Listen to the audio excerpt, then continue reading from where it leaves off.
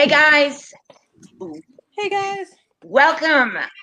Today we are with ES McMillan, Paul Davis, and Cloud S. Riser, and we want to talk about what it is like to try to write at basically the end of the world. All three of these authors write with Crazy Ink from time to time, and I know that pretty much all of our authors have had some trouble with kind of maintaining their writing schedules, and I thought I'd bring them on and see how it's going. I did watch a cool video with Writers Row, and they did something similar, and it sounds like we aren't alone. So the first thing I want to do is go through and have you guys introduce yourselves and give me one word that describes your COVID-19/quarantine writing experience. So let's start with Paul. Hey, I'm Paul. My one word would be Cassandra, and it's actually two words. Writing experience has been productive, which has been great. I write fantasy with Crazy Ink, and I think I've been doing it for about a year with you guys, so it's been awesome. Yeah. That's a pretty good word, an important word, right? Yeah. Jillian, what about you? Yep. My one word would be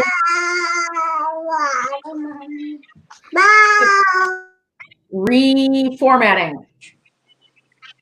I feel like I'm doing everything that I'm doing, and like rebooting, reformatting my, restarting everything, and don't do that. And yeah, that would be, and it's a good thing. But it is definitely creating new challenges that I have to work with. So, do you think you're getting there? Any progress, or still kind of at the beginning? I feel like I've got it figured out, and I've got like my Crazy Ink plan, and then like my other projects plan, because publishing in multiple avenues. So I've got my plan in place. The thing has been motivating myself to move forward with the plan, because it's very hard to want to do anything. Yeah, and when you have more than one place. I've got this thing going on, and this thing is. What's his name? What's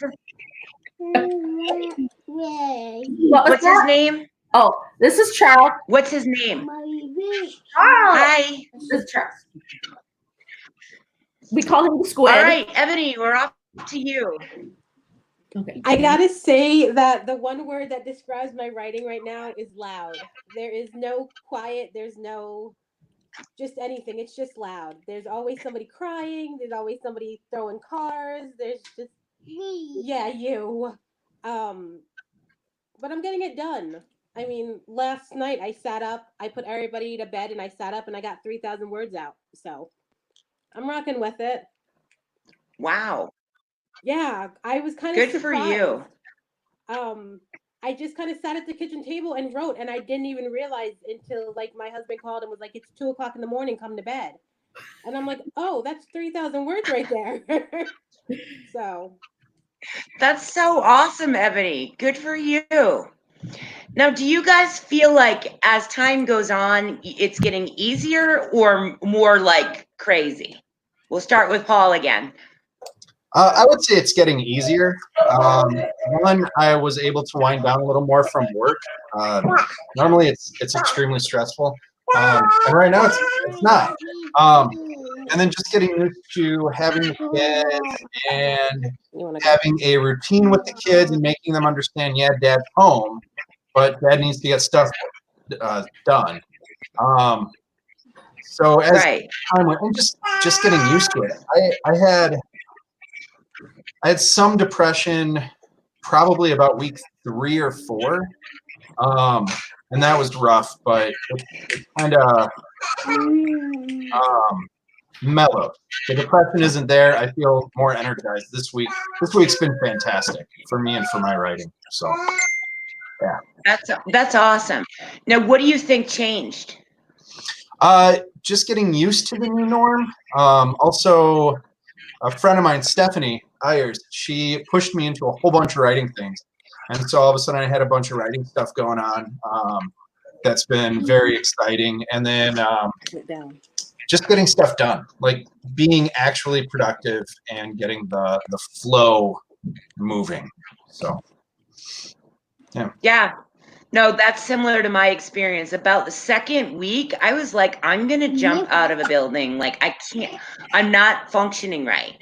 And then once I got past that hump, I was able to say, you know what? New normal, just accept it, stop fighting it. And now I'm getting things done again, which is like so good. Now, I don't know if you want to talk about your job, like we were talking about before we went live, but obviously you've had changes with work too. Yeah. Do you want to talk about that? I mean, I think that's fascinating. So I sell restaurant equipment, and with all bars and restaurants closed, I live in Wisconsin, so we opened up on Thursday, and it was just like open up the water hose. And so there's not a lot. I mean, we estimate about 30% of restaurants will never reopen after this. 30% will be gone. But we still have, you've got correctional, hospital, schools, they're still purchasing. A lot of them are purchasing now because they need it, but it's still, there is not as much to do. Everybody is working very hard on marketing right now instead of just straight sales. And I mean, it's been good so far, but I'm commission based. So soon this starts to get really, really tough. But yeah. And that's stress. You've got a family, you know, that's a lot. All right. Well, I'm glad to hear that you're doing at least a little better. You know, this is like real stress right now. It's not easy. Jillian. I'm taking You're up, Jillian. I'm taking everything a day at a time. Yeah. You know, from the beginning, it started out like there was kind of an excitement with it because the kids were all like, "No school, we get to sleep in the living room every day." What, you know, like just kind of keeping them happy. And then it kind of got into like we got into routine, and that was good. For me though, it's like I feel like I'm always on mom duties or wife duty. So like I'll start working and then someone will be like, "Mom," or "I need you," or whatever. And then that pulls me out of my creative zone, you know, because like you're in the zone and you're like in the world. And then like it just disappears. And you can't just jump, or I can't at least, jump right back in after I can. You know? It takes time and concentration and I think what were these people talking about, because like I have their conversation and I get pulled out and then I have to start over again with getting back in the zone. And that's been my struggle, is being interrupted, having people jump in and like talk to me without like warning. And that's been my biggest struggle. So some days are really good. Everybody's doing their thing and they're ignoring me and letting me do my thing. And other days, like everybody's really needy. Did you eat a growing pain? Sorry. Yes, you can have some candy. Stuff like that. Right. All of a sudden, it's like, so it just kind of depends on the day. Certain days, everybody's really needy. And not just like everyday needs, it's like that they need that social life need. And apparently I'm the only one that they all want to talk to. They can't talk to each other. Right. They gotta talk to me. Well, your mom, I mean, you know, how many do you have, Jillian? I have two. Well, if you count the husband, I have 3 kids, but 2. She'd be glad to hear that.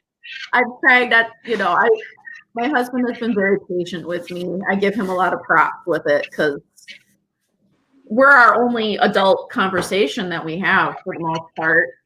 You know, you go from having all these other people you can talk to just 2 of us. And he's been very patient with me because I'm very introverted. So of course I can go weeks without talking to anybody and be fine. He's not like that. So he deals with my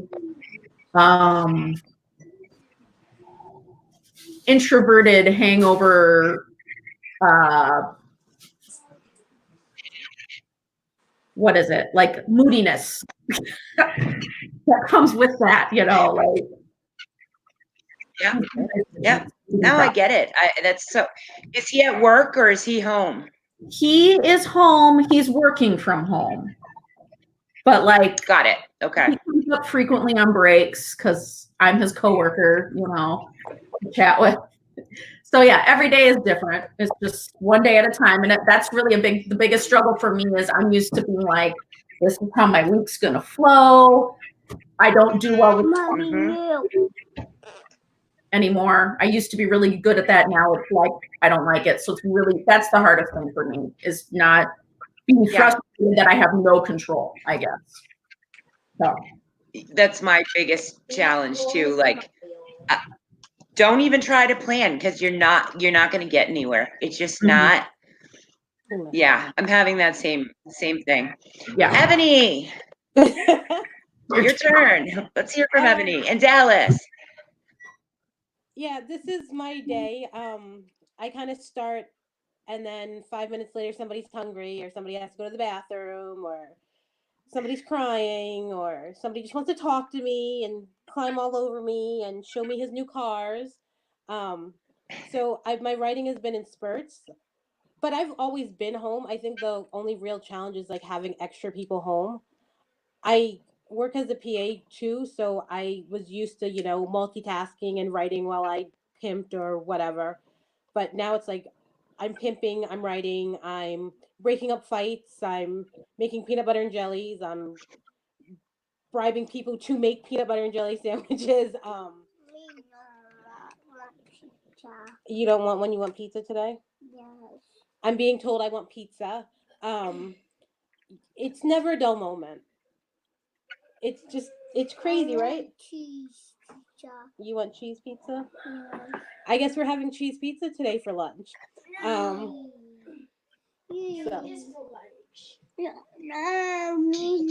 Are you done homeschool? How much longer do you have with homeschooling, Ebony? We have 6 more days. We have 6 more school days. Good. Okay. And That's good, right? Like I can't even count the days. I have one kid who gets up and does his work, and then the other 3 are just flat out refusing. Shh, don't. Oh, that's fun. So, I just cannot wait until this is over, and it's crazy because I used to teach. I used to be a teacher, and I know better, and I know this. And this is just the hardest thing we've ever done. I don't think anybody was prepared for this. No. I wasn't. How can you be prepared for this? This has never happened in our lives, like nothing is normal. It really does feel like the end of the world some days. Like, wow, everything has changed. I mean, and I really give credit to you guys. I cried when my local pizza shop closed. Like, there were tears. And there were tears when they opened up again yesterday. Oh, they opened. That's great. So after a massive order last night, I've got enough food for like a week. Oh, good for you. But like I was just so happy that they were back. So awesome. We have John Watson, M.W. Brown, Michelle Edwards, and Tracy Ball all with us. You guys, I want to go around one more time with these guys, and then if you have any questions, I'm going to hit you with those. But the first thing I'm looking for, Paul, why don't you tell us about whatever it is, your current whip or whips, because this is crazy and some people have a lot of them. It doesn't need to be a crazy ink. You're working on. I want to hear about it. So I'm wrapping up book 4 for my series with Crazy Ink, which should be done, I'm hoping, next week. And then I've got something for Statesman. So I'm doing a Statesman one, and I'm wrapping up the first write through, and then I've got a fly on that one. And then I'm in what is it called? Children with Supernatural Powers. I can't remember the name of it. I I saw that. I know what you're talking about. I saw it somewhere. Yeah. So I'm kind of I excited don't know where. to do a pyro ballerina dancer. So I'm very excited for that one. But yeah, those are my 3 main whips, and then I'm doing editing for a buddy of mine, and then I've got 2 other editing gigs I'm doing right now. So that feels Wow. really good because that brings in okay money. So I'm Yeah. it feels good when there's like no check coming in. But yeah. So Mhm. and then book 4 for my series with Crazy Ink is going to be Japanese based, so it follows a fantasy samurai. So Oh, wow. I'm excited for it. We need to order you a cover. Yes. You gotta send it whenever. We're all sitting here waiting for authors at this point because everyone's just so not, we're all over the place. So feel free to send it whenever you're ready. It's rough. And like Ebony was talking about the homeschooling, we've been doing it too with one of our kids. And realistically, we get about 20 minutes of work. But then it's well, I don't want to. Well, I'm stressed out. Why? I don't want to do anything. Roar. And it's like, oh man, dude, if you just sat down and did your math, you would be done. like we would have moved on with life. You could watch cartoons, play video games, but instead you're like yelling about your math homework. Come on. So, but yeah, that should be done next week and into you guys by next week. If you were a kid, though, come on, I would be crying about my math homework. There's no way I'd just sit down and do it. I would be flipping out. I would. Since they're not here, I know when I was younger, my parents, the company I work for, my parents started, and I will take ownership in December. But they were gone until 5:30, and so we'd get home and we'd play Nintendo. I mean, original NES until about 4:45, and then we rushed, got our homework out, and started doing it. And then no, I would totally be doing the same thing. Yeah. Okay. So, I mean, at least you can own it. Oh, yeah. So it sounds like you have a ton of cool projects going on. And that Children with Supernatural, Ebony, what's that called? I saw that series somewhere. I know you know what that one's called. It's called Children of Chaos. Thank you. See, she always knows this stuff. What, Ebony? I'm doing it too. I have a siren. Yeah, I knew. I saw you and Stephanie. Paul, are you doing that one, Jillian? No? That seems hard. Supernatural kids? I have a hard time with supernatural anybody. So that seems like a challenge. Paul, what's your title for book 4? I probably know this. The Man in the Straw Hat. Oh, that's right. I've heard of that. For some reason, I thought that was a Jillian. But you know me, I can't ever keep whose is what straight until I have it. Once I have a cover, I'm good. But without it, I'm in trouble. You've got so many titles, too. So, I mean. Yeah, when you look at the release sheet, there's over 500 books. So I try, and sometimes I get it, but not every time. That's for sure. Jillian, what are you up to right now working on? Sorry, if I'm making weird faces, it's because my children are screaming in the background. They're old enough. Make weird faces. All right. They're old enough to know better, and that's why I'm frustrated. Let's see. So, what am I working? Hang on. Oh my gosh. Come on, Colin. It's like that's what talk right now. Let me think here. So what am I working on? That's what we're talking about. Yes. So I'm finishing up some client work. I've got like 2 people that I'm working for right now. So I do freelancing writing on the side for people as I can. The only way I can make money right now outside of because my day job closed. So that's happening. I'm almost done with those. So then after that, I want to work on my contribution, my book for the Possessed by Passion thing, the Oh, box set thing. I'm working on that because I want to get that Yeah. done very soon. And then after that, I really want to dive into my new series with Crazy Ink. That goes with my Under the Marbled Frosted Surface donut book, and okay. you know, get that going. That's Yep. more my town series thing. So, you know, a bunch of different little standalone stories that all go with the town thing. Cool. Is what I'm hoping to do with that, and just really dive into it because I have so many things that I want to do with that series. But you know, I got to get writing. Let's just, Yeah. I got to prioritize what I'm working on, because obviously freelancing gets me the immediate paycheck, so that has to go first, and then everything else. But I'm hoping to get back into writing a bunch, but it's hard. It's like exercise. If you don't do it for a while, it's hard to get back into it. Yeah. So that's kind of where I'm at. It is. After my little spiel, kind of like what Paul had with the depression issue, and I hadn't written, this sounds like woe is me, but I hadn't written for like 10 days, which is probably the longest I've gone in years. And it literally was, you know what? I'm going to write one paragraph at a time. And for about a week, I was writing maybe 300 words, like spurts. And it got me back though, because now I'm back to 5,000 words a day. Like it or not, they're not always great words because I am still really off, but they're words and I can always fix them up later. So it's just that practice, even when you don't want to, that has helped get me back. And then like Paul, I get that adrenaline of, oh my God, I'm being productive. Okay, life is all right again. So that's helped me.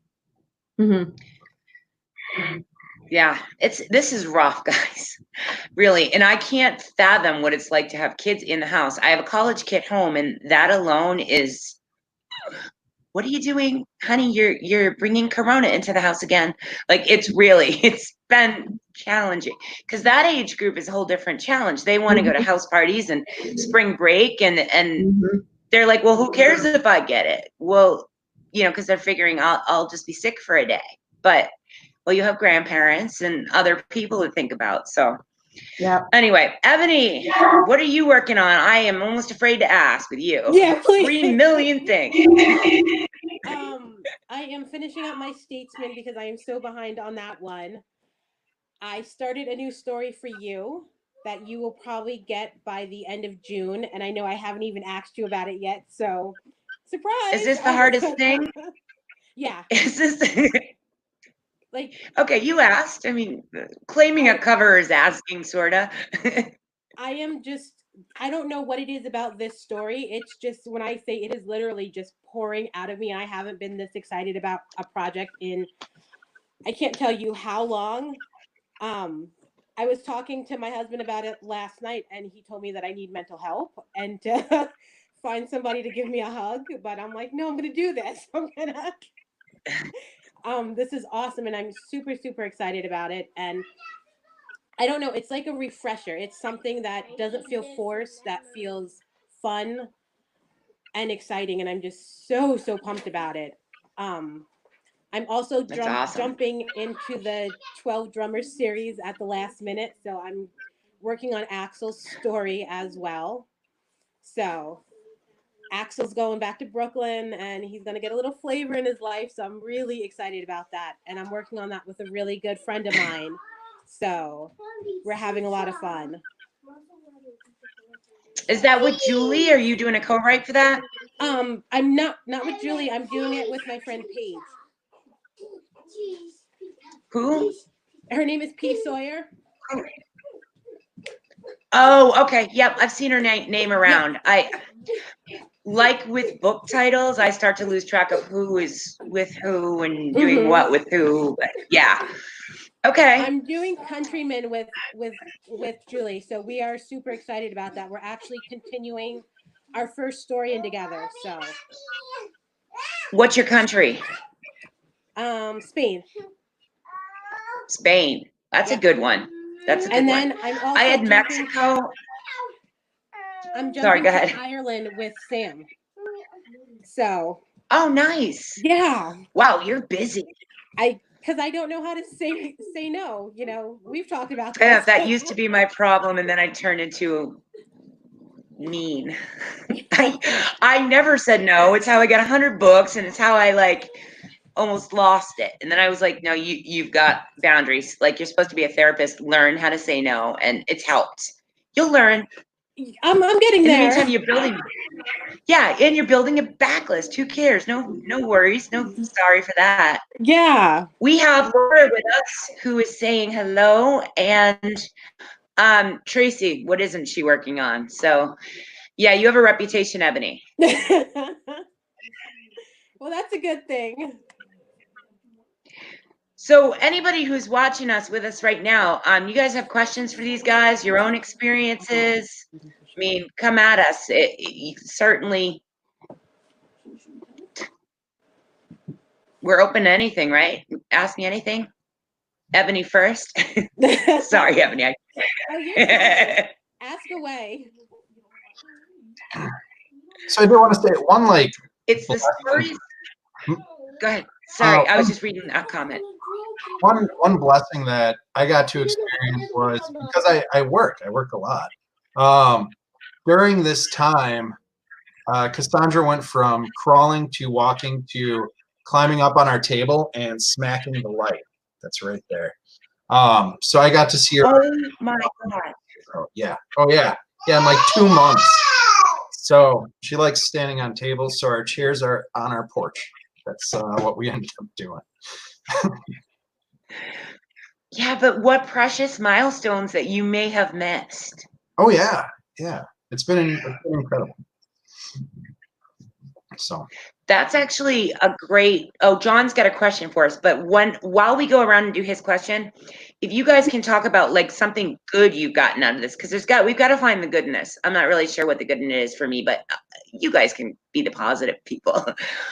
First, though, John's question: do any of you find your own current frustration or anxiety bleeding into your characters with your whips? For it, Paul. I don't think so. I don't know. I find actually that I've just been more creative and seeing creativity in all things. And I think that's because of a little less stress on the work front.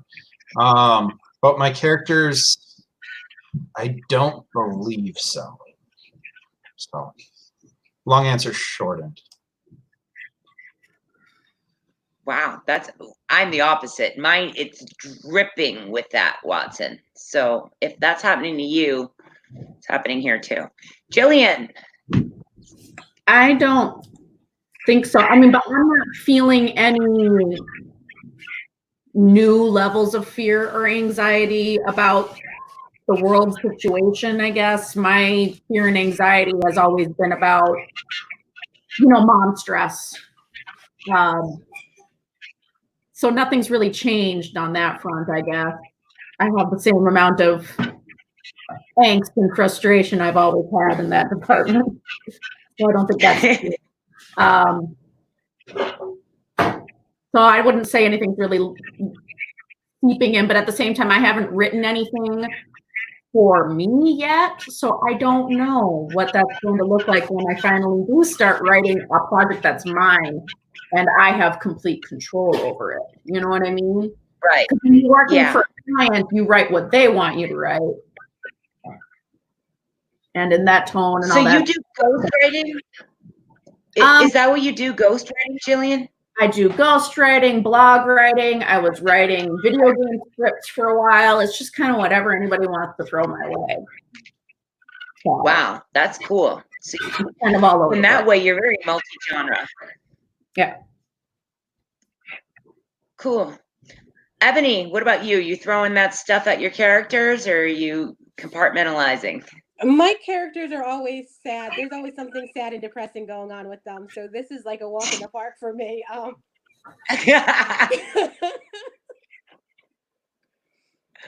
Has this inspired any new story ideas for you guys? Oh God, yes. Yeah, me too. And every time I talk to my you guys are husband about a new story idea, he's like, Ebony, no. He's like, don't do it. Don't do it. So, and I take that as a challenge. So I hope I can rise above and kind of finish it and be like, here, I did Yeah. it, you know? Paul and Jillian, you guys are, I'm not saying you're all fantasy, but heavily fantasy rooted. Do you think about like what's going on here in this world? Has it occurred to you that, I wonder, like in another world, in a world where, a fantasy world, our idea, I feel like there could be ideas for that in another world, like how it would be handled in, whatever fake fictional world. Has that come up for either of you? I mean, kind of, yeah. I mean, I don't see my fantasy world as anything all that different than the real world, I guess. Stephen King said that you write your characters situation by situation, or that's what he does, or something like that. And that's the way that I see it with fantasy. It's like, it's a situation, and you just, instead of it being like the regular world where we don't have superpowers, you throw in a superpower. But like the situations and the characters and that kind of thing, they're all stuff that's happening here in this world. I mean, there's still love. There's still, government politics. It's just in a completely, it's just a different, I don't know how to explain it. But I mean, it's all great experience. It's just differently described. I don't know how to explain it. I can't even think today. That's a great explanation, and I think that kind of fantasy can sometimes be a little bit more less intimidating and a little more tangible for people. That little, like, bridging the gap for newer fantasy people, where sometimes fantasy can, at least for me, be super intimidating. Like, I don't know, am I smart enough for this? I really do feel that way sometimes. Like, maybe I'm not going to be able to follow this world. That is my one thing with fantasy, is that unless it's really well done, I have trouble with the other world elements. So if your books are strongly, like, the themes are tied to real life human experiences, now I'm all over it. Like, it's not like I dislike fantasy, but I need that connection where I can relate to it. I don't know. Paul, take the wheel. So my next series was going to be based on a world that had plagues. That was their main thing. So this has been fantastic for seeing how a world reacts firsthand to plagues instead of like researching. So in that, yes, very much so. Politically, it's been really interesting because we get to see, we get to see these NGOs like WHO and how they interact with the different government organizations and how different governments act with them. We also get to, and I never even thought about it, even though it's been there the entire time, but like the politics of Taiwan and China. We get to see that, and it's been very interesting. We don't, in fantasy at least, I haven't seen a lot of, in anything, I don't see a lot where it's like, well, yeah, there are two political groups and they don't recognize each other, and what type of conflict does that create when you've got a lack of recognition? And we have quite a few countries. I know, I don't know which one we officially recognize, but you have Myanmar that isn't recognized the way they would like to be, and other countries that they aren't recognized globally.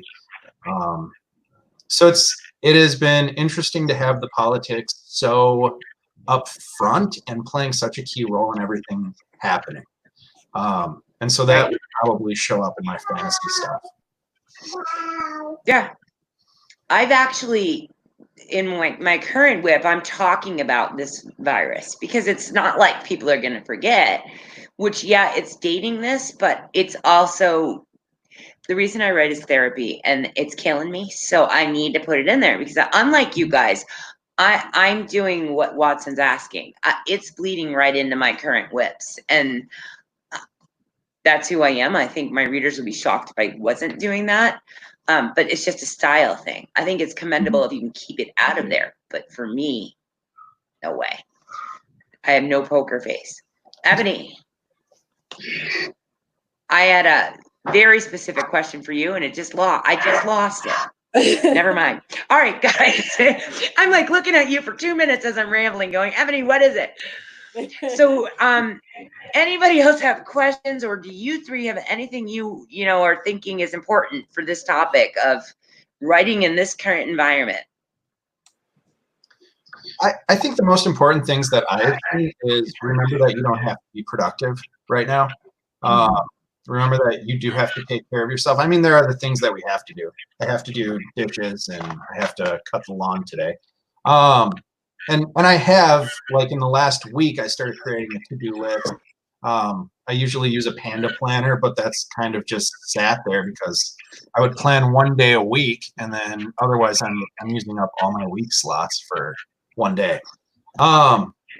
But yeah, it's just self-care is super important right now. What's the number one thing you're doing for self-care? Mine is just doing stuff and not feeling guilty about it. Like, I want to read a book, I'm going to read a book, and I'm not going to feel guilty about it. Because with me, it's like I could easily just be like, I don't know, find a bunch of different things to do that I want to do, but then I feel bad about it afterwards. Like, oh, I was reading and I should have been like washing my floor or something like that. You know, something that's kind of ridiculous like that. So it's doing something, I guess, and not feeling bad that you didn't do the work thing. So whatever that thing looks like. For me, it could be a video game, it could be a bath, like a long bath, it could be watching a show, it could just be sitting outside and just not doing anything. I think it looks different for everybody, but the key thing is doing it and don't feel bad about doing it because you need that time for you. So. And I kind of feel like the oddball out because I'm all about, you know, I still have to work. I still have to get up and do my job. I still have to, you know, keep going, even though the world around us is falling apart and my kids have lost their minds and everything, but I still have things that I have to do. I still have promises that I made to other people. I still have books I want to write. So, you know, I'm just like, I got to keep going. I got to keep going. I got to keep going. Everything else can wait because we're obviously not going anywhere right now. But I just have to keep going. So, for me, sending my kids upstairs. That's my self-help. Just way too much energy sometimes. So we bought a house just before this hit. Otherwise, we would have been in a 2-bedroom apartment. And it's I have a. Oh my God. Oh yeah, yeah. I have a 7. Thank God. 4 and then 1-year-old. And the 7 and 4-year-old can just, their energy can be a little much. Oh yeah, sure. Ebony can relate too. I mean, she's got 4 of them. I told her, throw them in the street and just pray. I know Ebony well. She knows. Some child shrink I am. Mia Brown has a great question. Going forward, do you think your writing habits will change at all or revert back to pre-COVID? Anybody, go for it. I hope mine go back to pre-COVID because I was so much more structured and, you know, I was getting my daily 2,000 words a day. So I really want to go back if I can. Because like right now, like yesterday was an anomaly. I got 3,000 words down, but like every day for a week before that, I was lucky if I got 500 words. So I need to go back to something that's normal and something that I'm used to. Yep, you and me both. I don't think I've found what my COVID writing habits are yet. I think I'm about to, because I need to do more marketing. I know I need to do more marketing. The newsletter needs to be a priority. I've got Ghost Monkey coming out in 2 weeks, 3 weeks, and I need to market the ever living crap out of that still. So that's one of my to-dos on my list today. But I think that my writing habits just, they have to change, and I think it will be it'll probably be closer to what Ebony was doing pre-COVID, where it's more structured, more focused on making sure to get the words in, and then get all the not writer parts into it. So the marketing and that stuff. Yeah. Yeah, that's tough. That juggle it's tough even for me, and I'm the one who preaches, guys, market. It is hard. I know that. Jillian. I guess I'm hoping for something different. I'm hoping for a change, mostly because pre-COVID, I was suffering from a lot of anxiety and depression. It was really hitting me hard. I was just like not doing anything. I went from being stay-at-home full-time mom to both the kids are at full-time school. And it was like, what is life? It just changed everything, you know, to go from having to take care of these needy children or a needy child on a regular basis to not having that responsibility. And it's just like, where's my identity? What am I doing? And I thought, oh, this will be a great time for me to do all the writing.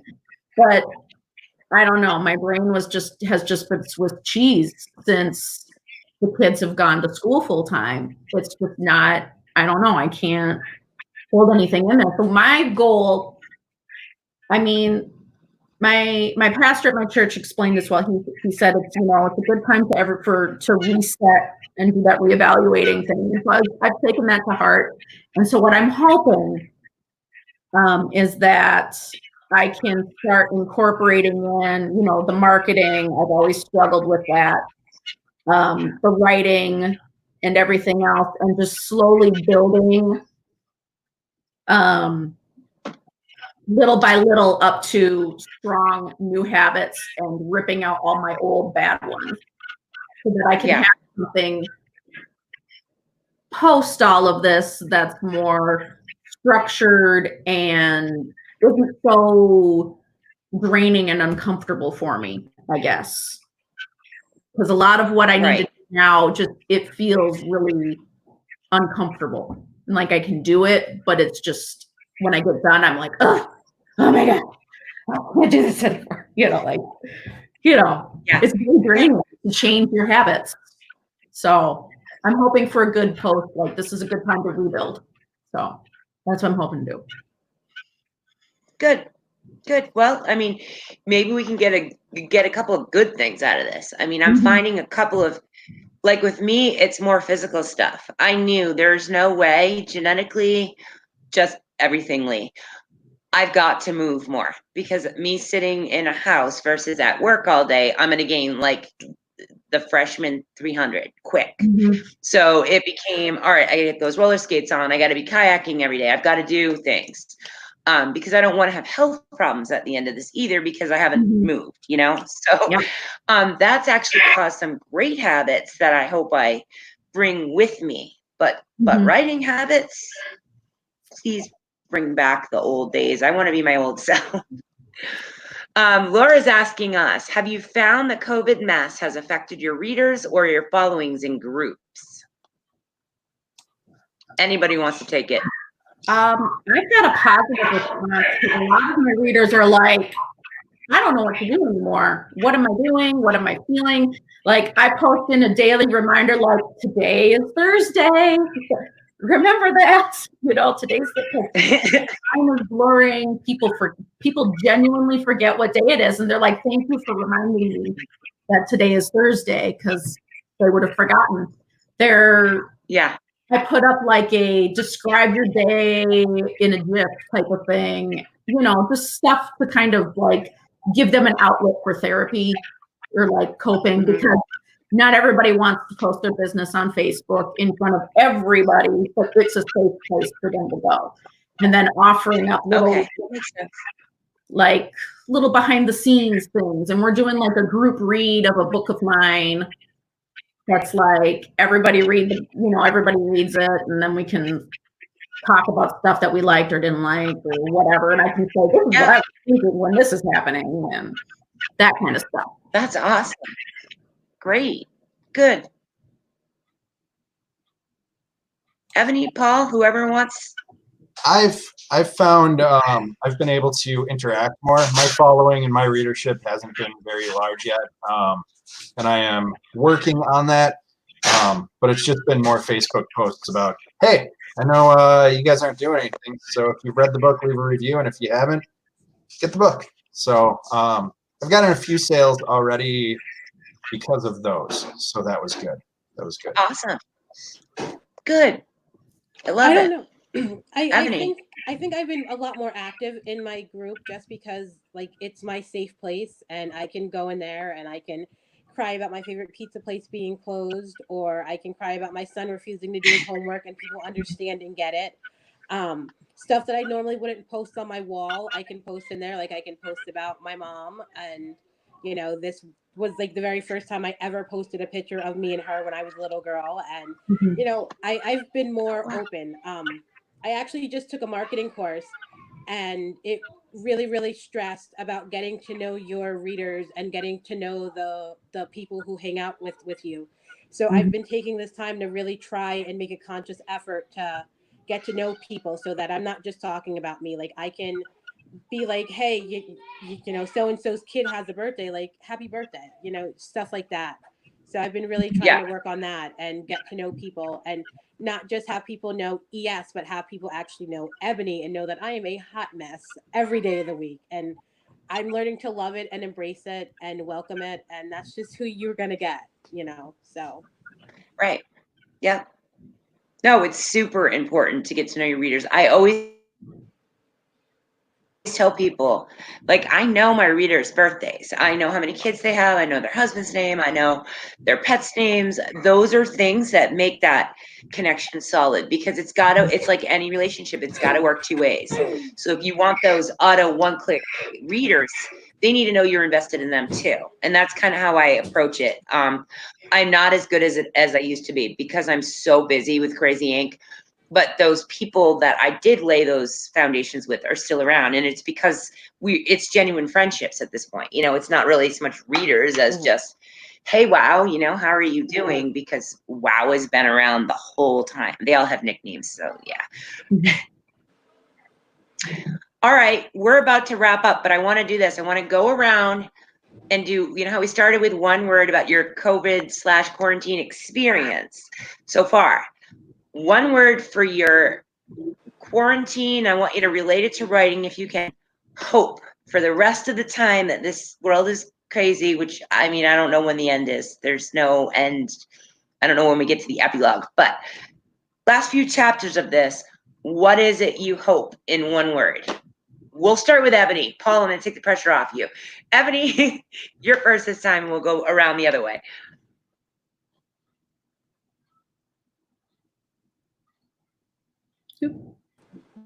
Ebony blinked out. Okay, Paul, we're putting the pressure back on you. We'll go back to her.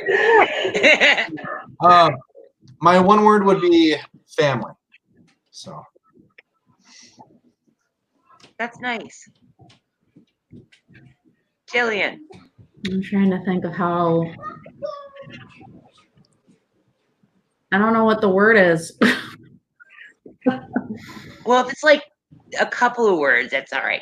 Just a quick I guess it's kind of the same.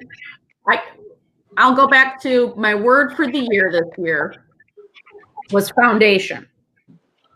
I have a word for every year. So this year my word was foundation. And it goes back to the rebuilding thing.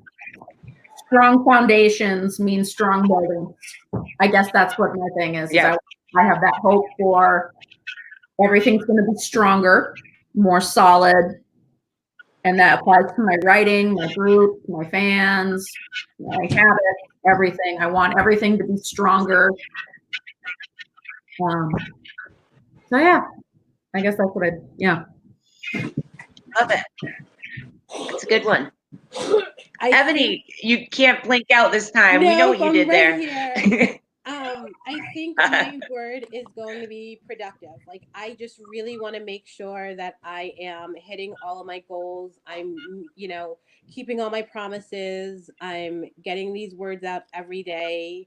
I also want to make sure that, along with the writing, I'm also making sure that I'm reading a little bit more, because my reading has totally fallen off. And I just want to be productive in like everything that I set out and to do. So Good for you. All right, guys.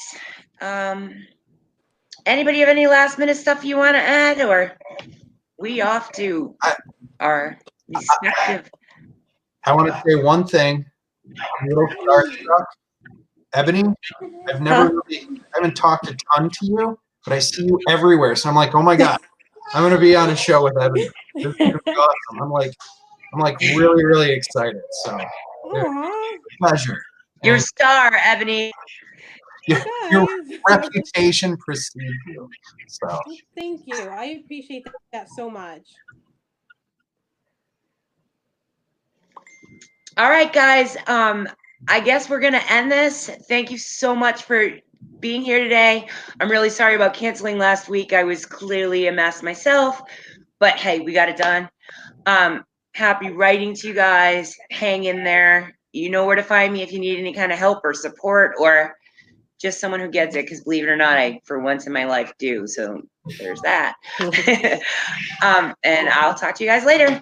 Thank you for watching. For guys that left comments, thank you so much. Have a great day, guys. Bye-bye. Bye.